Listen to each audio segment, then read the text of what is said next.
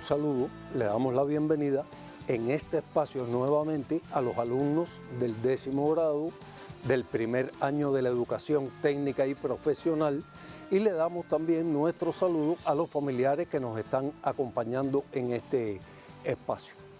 Es evidente que seguramente en la semana que transcurrió usted ha hecho un estudio intenso de la asignatura. Puede ser que haya descubierto algunos conocimientos que estaban ocultos, que estaban entre líneas en los libros, porque eso tiene el estudio. Que además trabajamos para dos propósitos. El primero, obtener conocimientos perdurables que formen parte de nuestra cultura integral.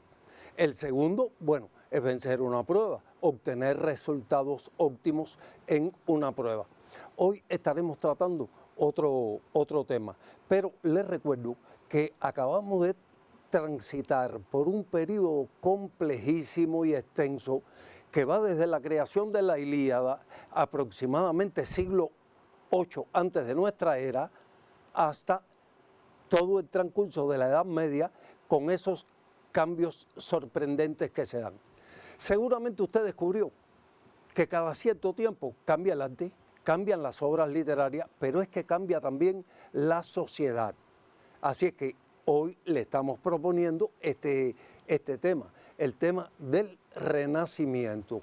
Fíjense en la palabra, fíjense el nombre, ya eso tiene usted que preocuparle. Renacimiento es una palabra, sustantivo, que ya era derivado. Nacimiento, viene de nacer, pero fíjense que tiene el prefijo re delante, y re significa repetición. Por tanto, ¿qué habrá vuelto a nacer? ¿Qué debe haber muerto o desaparecido que tiene que nacer nuevamente? Ahí tiene usted la incógnita que nos va a ir guiando durante todo esta clase de orientación para la profundización. Aquí les estoy mostrando una lámina. ¿Puede identificar quién es el autor? Bueno, una primera pista. Esta lámina es el estudio de las proporciones humanas, creada por uno de los grandes del Renacimiento, que aún no voy a anunciar quién es. Fíjese que a partir de este estudio, las proporciones humanas, observen la terminología que voy empleando y usted irá descubriendo cuál es el fondo último, el sedimento, la base de este gran movimiento, que no es solamente un movimiento artístico literario, sino que fue toda una revolución en Europa. Es evidente que cuando la base económica cambia, la sociedad conmociona. La base económica, la economía es la base de la sociedad. Cuando la base económica cambia, la sociedad conmociona y todo lo demás va cambiando. Cambian las estructuras sociales, cambia el sistema de gobierno, cambia la forma de pensar, cambia la religión y cambia, ¿por qué no?, hasta el arte. Algo va cambiando. En esa dialéctica de la vida es que aparecen los grandes cultores del Renacimiento, pero que tienen algo que dejamos atrás. Vamos a ver esta diapositiva en la que vamos a recordar cómo ha evolucionado el arte. Ahí tiene 3 imágenes. Están enumeradas para que pueda notar. En la Edad Media, el castillo medieval, miren, lo sólido, muros gruesos, pocas ventanas, pocas puertas, porque había que librarse del enemigo. Estaba en tierra de combate. Debajo, con el número 2, un monasterio. También estaba en el feudo. Feudo, economía cerrada, todo había que producirlo ahí, pero campo de batalla en cualquier momento. Por tanto, también el monasterio es prácticamente una fortaleza. ¿Qué cambió dentro de la Edad Media? Fíjense en la catedral gótica.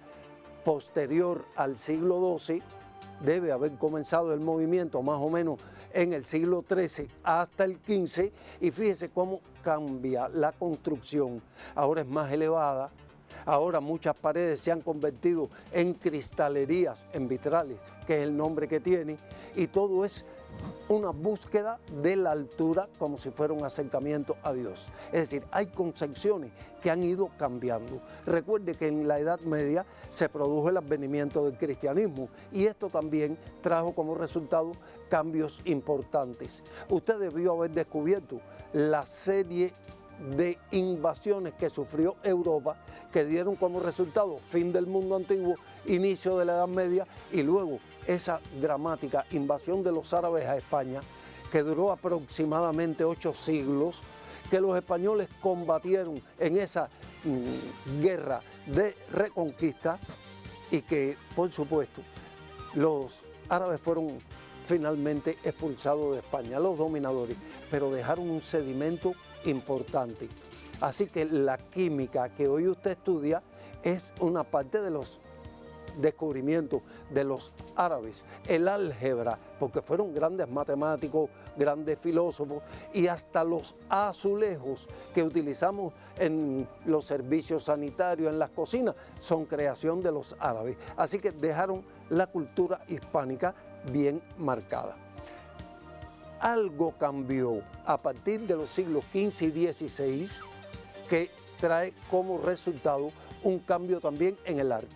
En la diapositiva que le estoy mostrando, que seguramente que usted reconoce, la Gioconda de Da Vinci, es el mismo creador del Hombre de Vitruvio que le mostré en las diapositivas anteriores, con el estudio de las proporciones. Observe que es un canto al ser humano, a su físico. Observe en esta otra diapositiva el nacimiento de Venus, Sandro Botticelli, otro de los grandes nombres. Yo voy anotando los nombres porque usted va ampliando su cultura y si quiere puede investigar sobre estos grandes artistas. Fíjense que aparecen el desnudo, sobre todo el desnudo femenino, la belleza del cuerpo humano, sin cortapisas. Algo ha ido cambiando y ese algo que ha ido cambiando tiene relación con el ser humano. En esta otra manifestación artística, escultura, la piedad, lo estoy traduciendo al español, de Miguel Ángel Buonarroti, ¿verdad? La Virgen con el niño, pero fíjense, eso es piedra. Miren el trabajo del artista cincelando la piedra, miren las pleguerías de los mantos, es decir, obras de artistas extraordinarios. En la arquitectura, ya usted vio el castillo feudal, usted vio las catedrales góticas, miren ahora, ya el feudo no interesaba, todo se concentra nuevamente en la ciudad porque ahí está el comercio, ahí está el desarrollo de las primeras manufacturas y por tanto los poderosos ya no quieren vivir en castillos amurallados, van a vivir en palacios. Y mire, este palacio, el Palacio Farnese, construido por Miguel Ángel también, que lo otro que usted puede aprender de todos estos artistas, que todos eran poetas, todos eran pintores, todos eran arquitectos, eran estrategas militares, eran diseñadores, conocían de física, de matemáticas. Esa cultura del Renacimiento es la que el mundo de hoy exige de cada joven. Bien, entonces vemos ahí las ventanas en serie, fíjense, son 3 pisos y cada piso tiene una serie de ventanas, todas iguales en el piso, pero diferentes en el otro piso con los frontones diferentes. Bien, en fin, en la clase de hoy, ¿sobre qué vamos a estar sistematizando? Sobre los contenidos literarios que tienen que ver con el Renacimiento en España y en Inglaterra. Y fíjense los otros 2 subtítulos que les estoy mostrando en la diapositiva. El hombre en la novela moderna y la tragedia del amor en el teatro inglés. Así que estoy hablando de cumbres. La cumbre universal de la novelística, de la épica en prosa y la cumbre del teatro universal con el teatro inglés. Así que como siempre vamos a recordar, 1, obras básicas sobre las que usted debe estudiar, el ingenioso hidalgo Don Quijote de la Mancha y la tragedia Romeo y Julieta de William Shakespeare. Ya esto usted lo conoce y por tanto yo nada más que estoy insistiendo, cada obra usted la trata como si fuera a ser la que iba a salir en la prueba. Así es que vamos a comenzar, como es habitual, por los objetivos. Saber ¿qué se espera de mí cuando yo haya sistematizado? Bueno, debo ser capaz de investigar pequeños temas bibliográficos y en este caso los aspectos significativos sobre el Renacimiento, sus figuras más representativas. Ya yo le fui adelantando algo, usted va a encontrar otras muchas.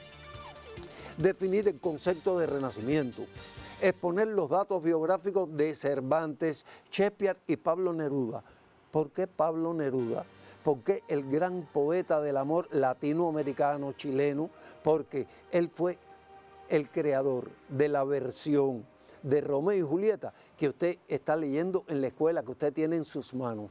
Él, enamorado de este gran teatro, Pablo Neruda fue el gran poeta del amor, contemporáneo, vanguardista, pero enamorado de esta obra, creó una versión para estudiantes, es la que usted tiene en la mano y es por la que usted puede leer.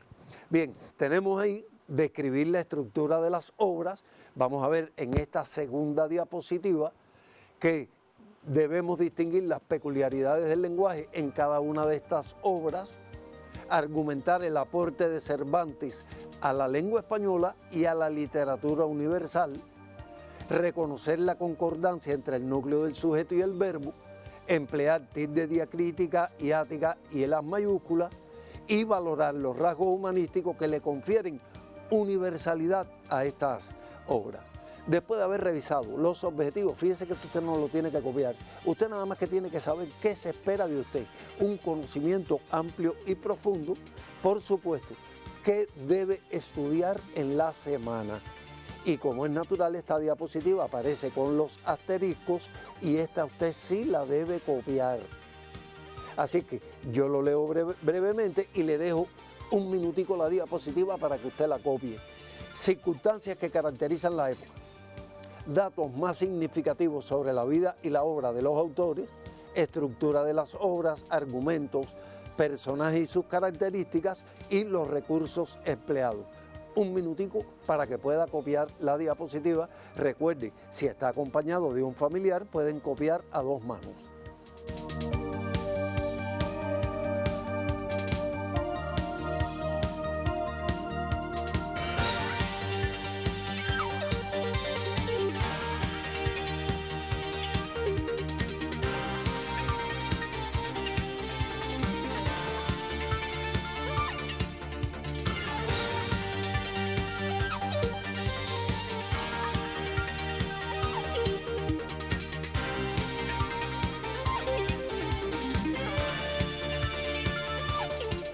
Bueno, ahí usted tiene que ver que las circunstancias que caracterizan la época son las condiciones sociohistóricas que condicionan las obras, ese cambio del que habíamos hablado. Los datos significativos de la vida y la obra de los autores, las estructuras de las obras, los argumentos, y recuerde que para esto siempre le ofrecemos una bibliografía que vamos a ver después. Vamos a ver qué más debo tener en cuenta para el estudio de esto, cómo localizar estos contenidos. Mire, el libro de texto sigue siendo su herramienta fundamental. Además de eso, ahí le estoy dando hasta las páginas, tiene el cuaderno de ortografía, tiene en el cuaderno de ortografía ciertos capítulos que están marcados y tiene además el portal Cubeduca, que amplía estos contenidos de modo tal que usted puede ir haciendo su registro de sistematización, tener una libreta, ir tomando notas de cada uno de estos elementos, y ahí en esta diapositiva le puse incluso el camino que puede seguir. Esta diapositiva usted la tiene de la clase anterior, solo está completada con el camino ahora, así que no creo que necesitemos mucho más tiempo. Vamos entonces a continuar con otros elementos importantes que deben contribuir a esa preparación óptima que usted debe tener a partir de esta clase. En esta imagen que le estoy mostrando, este magnífico monumento a Don Quijote, a Sancho y a Cervantes, el autor y los grandes protagonistas de una de las obras que nos va a ocupar. Debo decirle que en Cuba también hay monumentos importantes a estas figuras.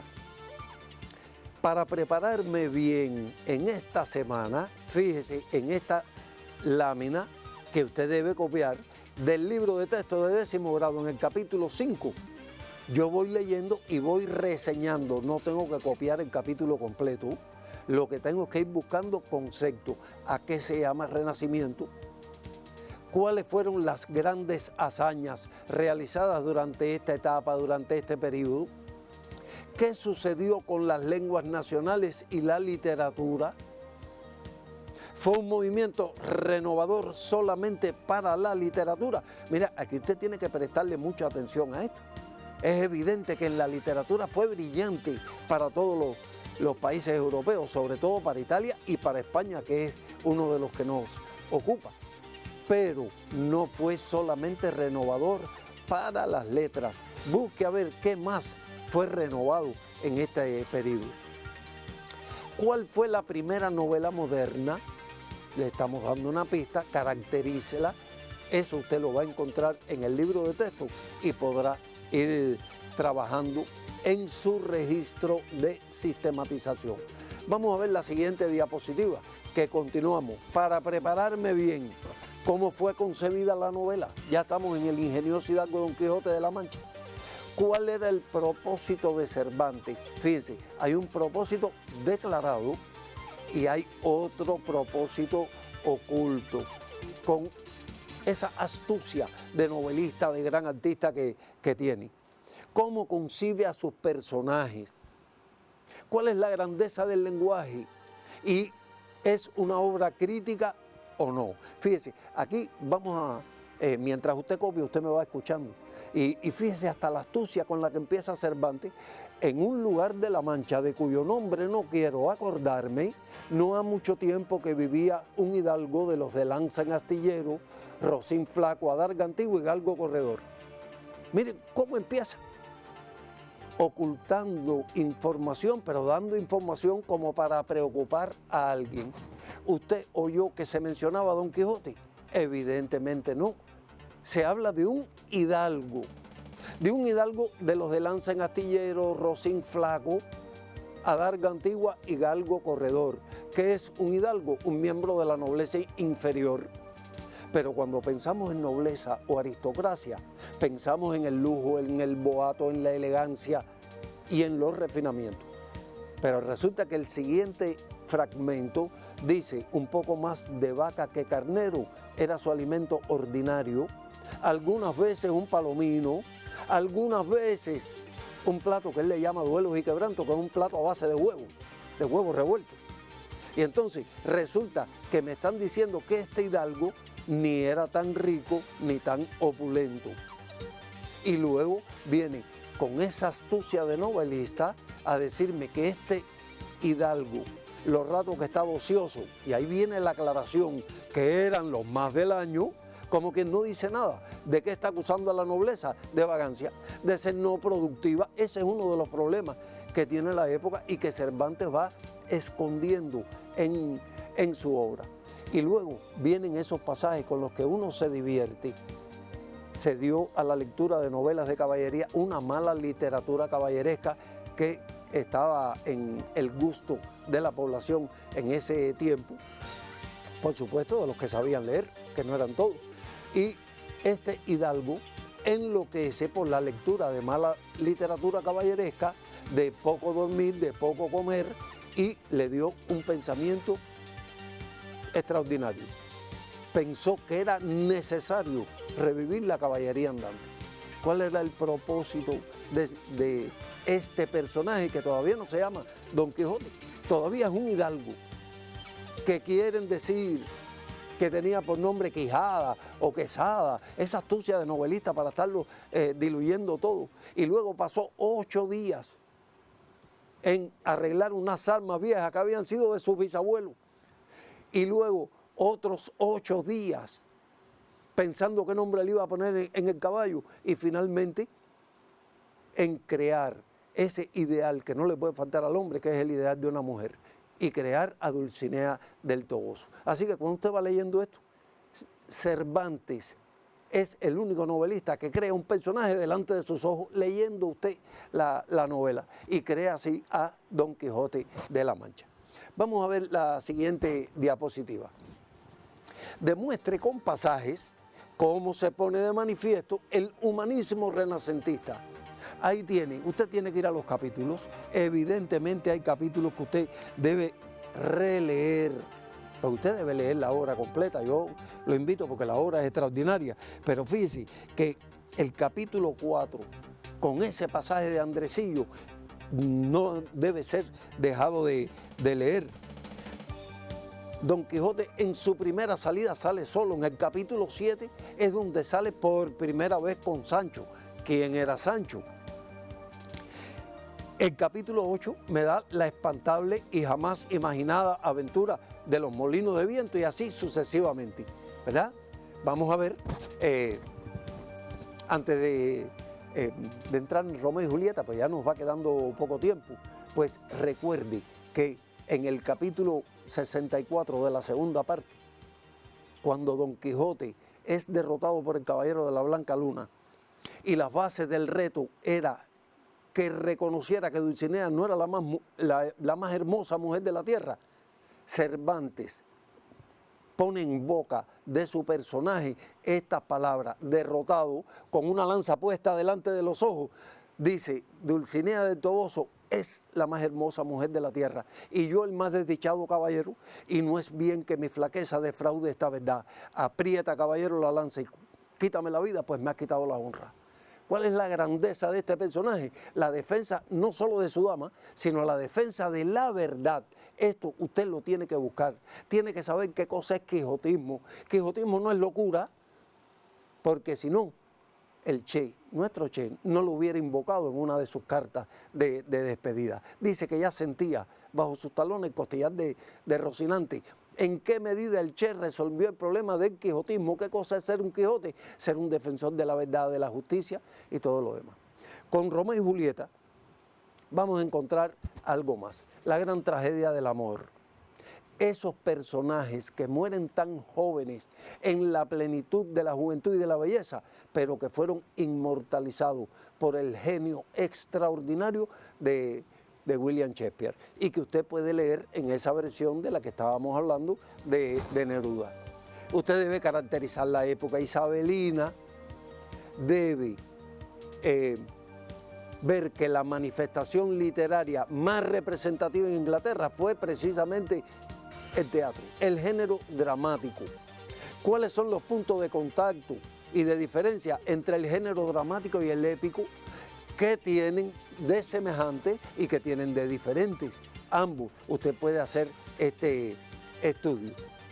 Y por último, tenemos ahí qué características tiene este género, cuáles son sus principales formas. Recuerde que esta obra es una tragedia, y es una tragedia por algo, por ese final catastrófico que tienen los jóvenes amantes. Usted tiene que descubrir por qué, si estos jóvenes son hijos de familias iguales en abolengo, en rango y en todo lo demás, ¿por qué las familias están enemistadas? Bueno, cuando usted descubra la época, el advenimiento de la reina Isabel, el advenimiento del capitalismo en Inglaterra, se va a dar cuenta por qué rivalidades de carácter político impiden que dos jóvenes sean felices. Y lea pasajes de esta extraordinaria obra. Romeo se enamora de Julieta, salta a los muros altísimos que rodeaban la vivienda de la mansión de Julieta, y Julieta, sorprendida, le dice: ¿cómo llegaste aquí si te ven los parientes que están de guardia vigilante? ¿Y qué le dice Romeo? En alas del amor salté estos muros. Para el amor no hay obstáculo de piedra, y lo que puede amor lo intenta. No pueden detenerme estos parientes. Esa fuerza del amor en la edad juvenil, que a veces es loco y que hay que tener comedimiento, pero está expresada en esta obra que seguramente usted ha disfrutado muchísimo. Bueno, ¿cuáles fueron las características del teatro inglés del Renacimiento? Mencione las circunstancias de la vida y la obra de Pablo Neruda que lo llevaron a esta bella obra, a hacer esta traducción, esta versión para estudiantes. Y usted podrá obtener un estudio profundo de cada una de estas obras. Recuerde que debe fijarse en el lenguaje, en las estructuras lingüísticas que utiliza cada uno de los autores. Yo debo sugerirles el estudio y la investigación y no debo estarles dando información, pero realmente Cervantes fija la estructura del español contemporáneo. Contribuye a fijar, recuerda usted que nuestra lengua es una lengua romance, que proviene del latín y por tanto es una lengua que ha ido evolucionando constantemente. Entonces, ¿qué nos queda? Un estudio profundo, sistemático, una preparación óptima en cada uno de estos campos. Nos queda, además, estar en la casa aprovechando el tiempo para estudiar. Fíjese, la televisión va dando variado. Usted tiene que estudiar matemáticas, tiene que estudiar historia, tiene que estudiar biología, pero tiene que estudiar también estas asignaturas. Así que con esta última diapositiva, cómo está estructurada la obra, cuál es su argumento, el tema, cómo comienza y qué nos aporta, cuáles son los personajes de la obra, por qué Shakespeare es conocido como el creador de la tragedia moderna. Y ya con esta diapositiva, pues nos estamos despidiendo, porque el tiempo no da para más. Pudiéramos estar hablando de Quijote y de Shakespeare 3 horas, pero cuando usted lo lea, usted podrá conversar, porque eso es lo que le quedará como sedimento de su cultura. Así nos despedimos hasta una nueva clase.